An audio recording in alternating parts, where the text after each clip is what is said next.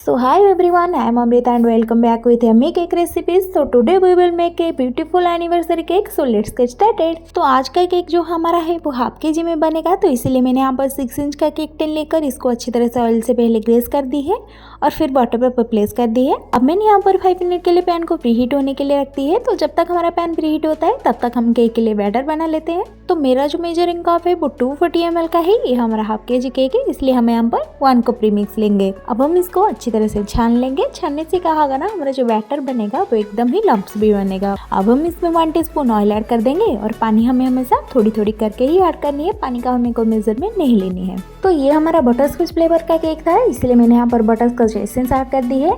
अब हम इसको मिक्स कर लेंगे और सारे ही बैटर को टिन में ट्रांसफर कर देंगे और टिन को हमें थोड़ी सी टैप टैप कर देनी है ताकि उसके अंदर जो भी एयर बबल्स होगी वो रिमूव हो जाएगी। तो अब हम इसको 40 to 45 मिनट के लिए लो फ्लेम में बेक होने के लिए रख देते हैं। तो जब तक हमारा केक बेक हो रहा है तब तक हम यहाँ पर साइड में कैरेमल सॉस बना लेते हैं। अब हमें पैन में थोड़ी सी शुगर ऐड कर देनी है। मैंने मेरी क्वांटिटी के हिसाब से 1 कप चीनी ले ली है।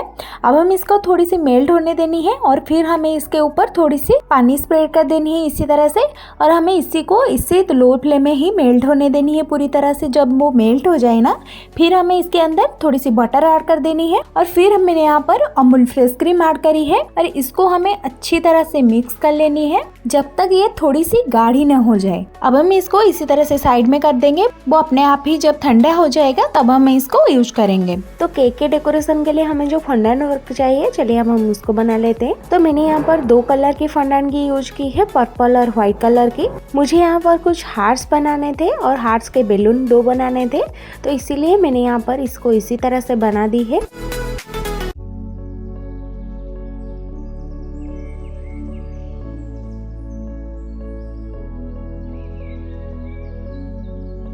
अब केक के फिलिंग के लिए मैंने यहाँ पर ये चीकी बार ले ली है और यहाँ पर देखिए हमारा कैरामल सॉस कितना परफेक्ट और शाइनी बना है।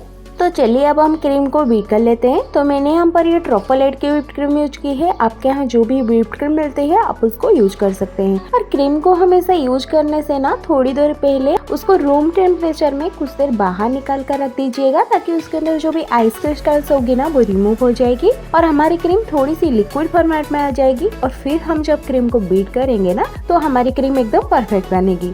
अब हम इसको लो से मीडियम और मीडियम से हाई करके स्टीपी करने तक बीट करनी है। अगर आपने क्रीम को ज्यादा स्टीप कर दिया है तो आप उसमें थोड़ी सी लिक्विड क्रीम और ऐड कर दीजिएगा और उसको स्पैचुला के हेल्प से थोड़ी सी मिक्स कर दीजिएगा। आपकी क्रीम एकदम नॉर्मलाइज हो जाएगी। अब इसी बीच में हमारा केक भी बेक होकर ठंडा हो चुका है। तो चलिए अब हम इसको डिमोल्ड कर लेते हैं और उसके बटर पेपर को रिमूव कर देते हैं। अब हम इसकी ऊपर की जो डोम पार्ट है ना इसको रिमूव कर देनी है और केक को 3 लेयर्स में कट कर देनी है। तो चलिए अब हम केक को असेंबल कर लेते हैं। तो केक स्पंज को सोक करने के लिए मैंने यहाँ पर पानी में थोड़ी सी कैरामल सॉस ऐड कर दी है और बटरस्कॉच एसेंस ऐड कर दी है।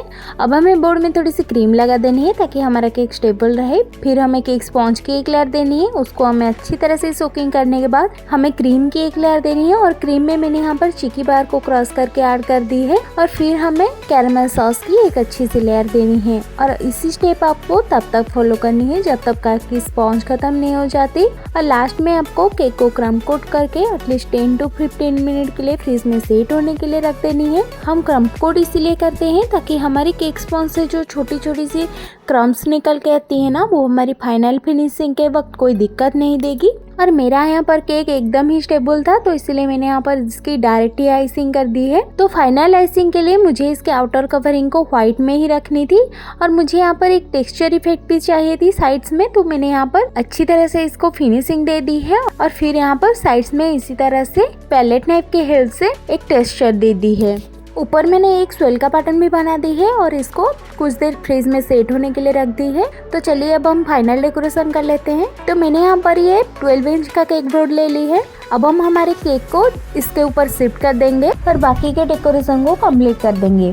पहले मैंने यहाँ पर एक फ्लावर का बंच रख दिया है और फिर मुझे कुछ यहाँ पर प्रिंट आउट लगानी थी, मैंने उसको भी लगा दी है। और ऊपर हमने जो फंडान का हार्ट बनाई थी ना उसको भी मैंने लगा दी है यहाँ पर और कुछ व्हाइट स्प्रिंकल्स भी स्प्रिंकल कर दी है। अब मैंने यहाँ पर इसी तरह से 2 स्टिक लेकर यहाँ पर कुछ फोटोज ऐड कर दी है और इसको हम इसी तरह से केक के ऊपर असेंबल कर देंगे। अब केक में थोड़ी सी शाइन लाने के लिए मैंने यहाँ पर सिल्वर मेटालिक स्प्रे का यूज किया है। तो आपको मेरी आज की ये केक की डिजाइन और डेकोरेशन कैसी लगी मुझे कमेंट सेक्शन में जरूर बताइएगा। और अगर मेरे चैनल से आपको कुछ भी सीखने को मिलती है ना तो प्लीज मेरे सपोर्ट के लिए मेरे चैनल को सब्सक्राइब कर दीजिएगा और बेल आइकन को जरूर क्लिक कर दीजिएगा ताकि न्यू अपडेट्स आपके पास आती रहे। और अब मिलते हैं और ऐसे यूनिक केक के डिजाइन के साथ, तब तक के लिए हर हर महादेव।